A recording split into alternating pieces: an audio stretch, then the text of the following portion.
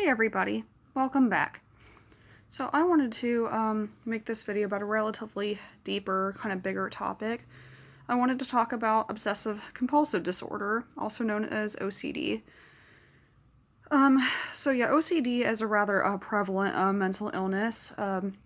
It often involves the obsessions and compulsions. They usually kind of go together. That's kind of really the characteristic kind of symptoms of this disorder. It's very, very heavily involved with anxiety. I mean, some people have anxiety. You know, we all kind of get like nervous and upset about things from time to time. But I mean, you can have anxiety without necessarily having OCD. But with OCD, there is a lot of anxiety involved with it because with OCD, there are these unwanted thoughts, things that kind of are really heavily on your mind. Which I have made a video about intrusive thoughts, and everybody gets them really at some point in their life, and they're relatively common. I mean, as long as they're just thoughts, or nothing to really, beat yourself up about or anything. Because let's face it, we all have passing thoughts that are like, okay, we don't know where they came from, but they just, they come and go, and they're bothersome, but they eventually kind of go, and that's that. But with a condition like obsessive compulsive disorder, these thoughts are relatively more constant. Like, they really linger around a lot more, they're very upsetting, and they usually are severe enough to interfere with your day-to-day life because of how much time is spent thinking about them, analyzing them, and it really kind of becomes this really big cycle of you have a bad thought, and it really makes you anxious and upset, and then with that, it's kind of turns into this, it can turn into this obsession, why is this thought here, why won't it go away, what do these thoughts mean, and really trying to figure out why it's there and trying to pick it apart and see if you can kind of figure it out. But then with that obsession, you can get compulsions, kind of rituals that you kind of start engaging yourself in, usually to relieve these bad thoughts that bring the person comfort, but the comfort is short-lived usually. So it might work more short term, but not long term. So it just really, you can see how this becomes this vicious cycle of this thought's bothering me. What does this mean? Or, maybe if I do this, this will help. Okay, I feel a little bit better. Okay, now the thought's back. And it just continues and continues. So, for people suffering from a condition like this, it's just very taboo to talk about because, or at least, can be, I only know more of the anxiety kind of standpoint more than anything else, I guess. But yeah, you have these thoughts on your mind that can be some of them can be maybe okay, if you're a little maybe paranoid about for example somebody breaking into your house, you might you're gonna check the locks repeatedly, be sure everything's locked before you leave the house, which is understandable. But then, if you can't remember, did I check this already? You might go through it several times, or even just go through it several times just to know that you checked, to be sure that your locks are locked before you leave your house. Well, if you spend a great deal of time doing that, and then you have to go to work, well, you don't want to make yourself late to work, and then that interferes with your work life. Or if you're really just afraid of something like that happening while you're gone, then you may not feel as inclined to leave your house because of that fear, and then you might withdraw and not socialize with people. And I understand this is probably a little bit of a extreme example, but that can be an example of how something like that could start out as, okay, I'm worried about this, and then it really kind of escalates. And then again, checking the locks could probably bring you some relief. Hey, I checked the locks before I left the house, everything should be fine. Well, if that fear, that thought comes back, then again, the cycle can kind of repeat itself, or just kind of lead to other kind of habits and rituals as a result of it.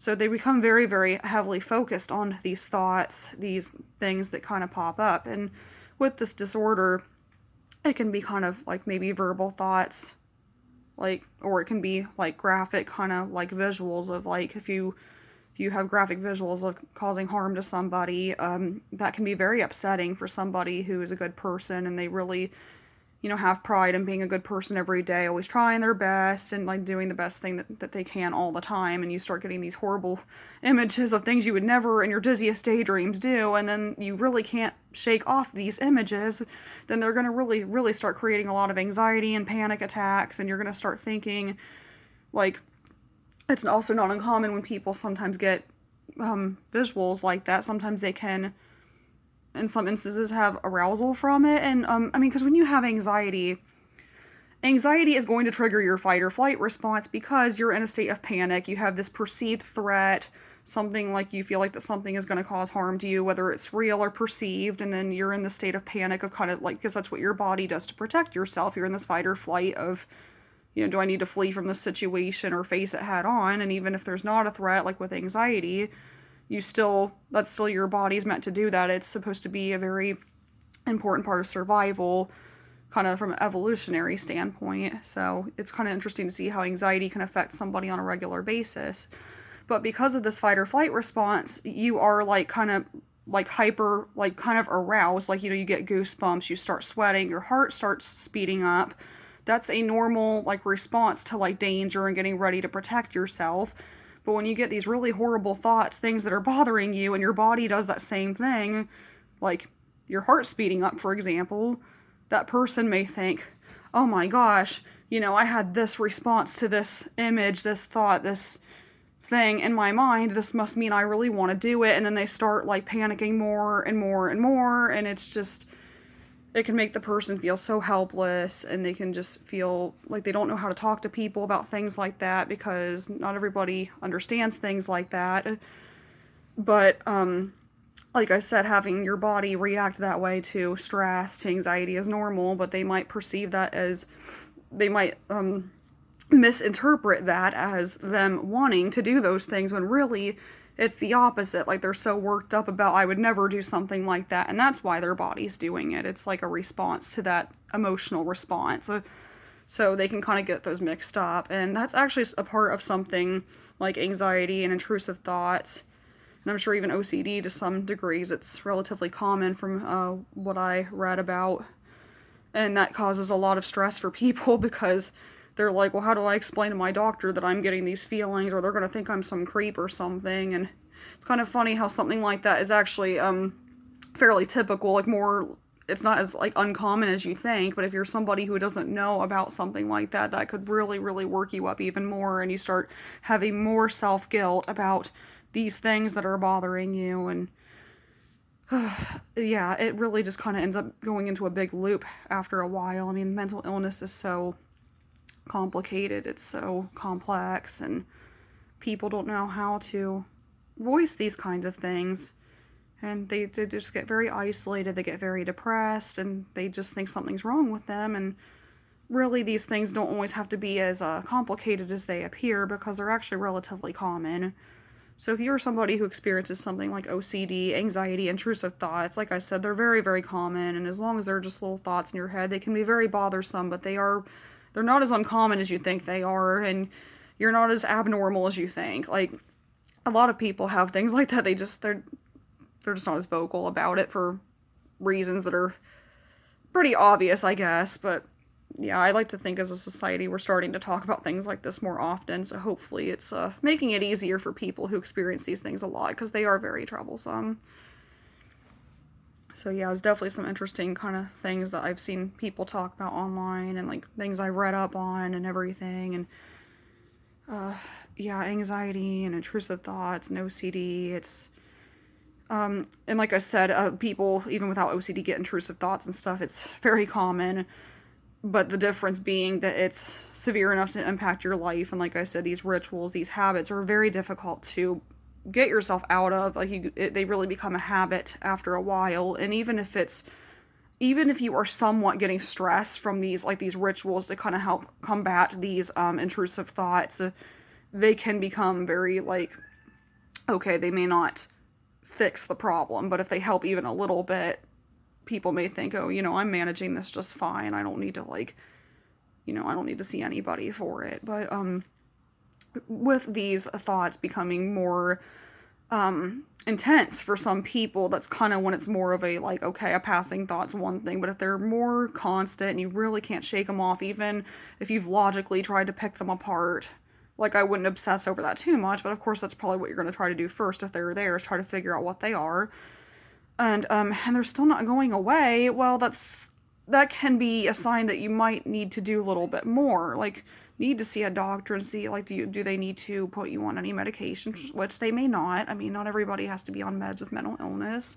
and some people have had, maybe interactions or bad experiences with medications, but sometimes there can be something deeper to the problem that you may not always realize. Like if you're really starting to avoid a lot of things because these thoughts are bothering you so much, like is it trauma related? Have you had an experience like that before that's caused these thoughts to pop up, or are they just kind of random? Is it just, is it fear, or is there kind of more to it, I guess? I mean, people are very complex. We don't always know what's going on in their lives, and sometimes there can be more than what initially meets the eye, and sometimes you have to dive a little bit deeper, and that can be very scary, especially if it is trauma related, because that can also be very complex. But yeah, so the intrusive thoughts, and then they become obsessions, and then those become rituals, and very vicious cycle, very difficult to break out of. So if you're somebody who deals with this kind of thing, what are some things that really help to combat not only these intrusive thoughts, but really kind of like, okay, maybe you do have OCD and you have these rituals, you have these obsessions and compulsions. Like, how exactly do you manage those things? As previously mentioned, I'm sure in various cases, scenarios, they can recommend medication. I'm sure that alone is not going to be the only really thing. There's also types of therapies that people can be a part of, whether it's talk therapy to get it out in the open, because let's face it, this stuff is very taboo to talk to any person about. So sometimes it's just easier to go to therapy, and they can give you exercises, they can give you a chance to kind of get it off your chest, and that in itself really helps a lot with anxiety, because anxiety is very big on control. You have something that's bothering you, and as people, we want control, we want stability. It's very normal, very typical thing, and when you don't have that kind of thing, that will make you panic, that will make you feel like you have no stability in your life. And what I try to remind people is that it's normal to want stability in your life, to have like a constant thing that really kind of sticks, but sometimes we only have so much. Usually, as a whole, we really only have so much control in our life, and that's really a very difficult concept to grasp. But like, kind of reminding yourself that it's okay to have some control over things in your life, and if you want to have more control over things, kind of focus more on what you can control and less on the things that you can't control. And those will probably be the things that bother you more so, but if you have at least some things that you have at least some control on, and like with, intrusive thoughts, if you know why they're happening, or they're just thoughts, or, if you're a good person and you know that, really try your best to remind yourself, like, you're a good person. Everybody has these, and even if they say they don't, they're probably lying, because, like, again, nobody wants to talk about it. I mean, I'm not going to tell, I'm not going to tell you who's lying or not, and maybe some people don't have them, I don't know. But all I know is that they're very common. So it's very easy to get in the habit of telling yourself negative things as a result of having these thoughts. But really, and I think I mentioned this in another video, but one of the things that really helped me, I felt like, because I felt like when I dealt with things like this, I did what was called catastrophizing, like thinking of the absolute worst thing possible, thinking it would bring me some sort of clarity, and it really just kind of made it worse. It was more destructive than constructive.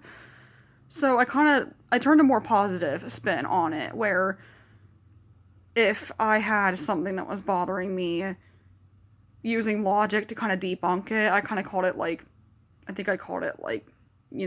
emotional debunking or something funny like that. And then I had talked about in another previous video about the ants versus pets thing, like the ants is the little bad guy that shows up, the automatic negative thoughts, and I kind of thought of it about it being kind of like a little fight going on in your mind, because the little pets are the good guys, and then they're getting their ammunition ready to take down the ants, and this ammo they use were the positive thoughts of, basically, if I came up with, like, let's say 5 things that proved that these thoughts weren't real, that's 5, like, ammunition. So, pew pew, 5 ammunition, and then the ant's gone. So, okay, he could come back, there could be another one. But it's like, okay, well, now you know its weakness. So if those thoughts worked before to kind of fight off this intrusive thought, this thing that's bothering you, that same enemy comes back. Like, if it's the same bad thought that comes back that's bothering you, you know what worked earlier. So you kind of already have kind of a jump on, okay, well, we know this guy's weakness. And because it was more of a mental exercise more than anything else. But once I did it enough times, it really actually did become more effective than just thinking of the worst possible thing, because when I thought of the worst possible thing, I thought it would make me feel better, like, oh, if the worst possible thing wasn't that bad, then I'd calm down, but that really just made it worse. And another really key component of it is that when you have things like this bothering you, it's very easy to fixate on it and try to figure out what's bothering you. But the more you kind of fixate on it and try to pull it apart too much, and even kind of with the rituals and stuff, even if you don't realize it, you are thinking about it more doing that. So it's like, it can be useful to kind of help figure out why it's there, but if you overdo it, like, you're going to end up thinking about it more and more. And even if you're thinking about it a little bit, it's still to some degree going to be on your mind and your subconscious. So even if you think, oh, well, this is positive thinking, well, the thought itself is negative, and if that's still in your mind, even on a subconscious level, it may, in the long run, actually do more harm than good. So kind of hence the more, like, if you're able to find a bit of a distraction for a while, sometimes just getting your mind off it helps. Like, if you're distracted for a while thinking about something else, and maybe it does pop back up later, I've had times where that happened where I was like, well, it doesn't really bother me so much anymore. I mean, maybe that wasn't as bad as I thought. And sometimes it still can come back later and bother you too, and maybe you do have to kind of, use more exercises to kind of fight it off a little bit, because having tools to fight off negative thoughts, intrusive thoughts, kind of habits, things like that, it's very doable, but it is like a muscle where you have to work it out in order to make it stronger. So if you use it only once and it's not working at first, try to give it more of a chance, because with these things plaguing your brain, they are going to become a habit after a while. Like, if you have obsessions and then compulsions, they do become more automatic. And of course, that's because that's how you were used to dealing with things like that. And that's how something like therapy can help you, especially cognitive behavioral therapy can help you come up with more stronger, more effective exercises for things like this.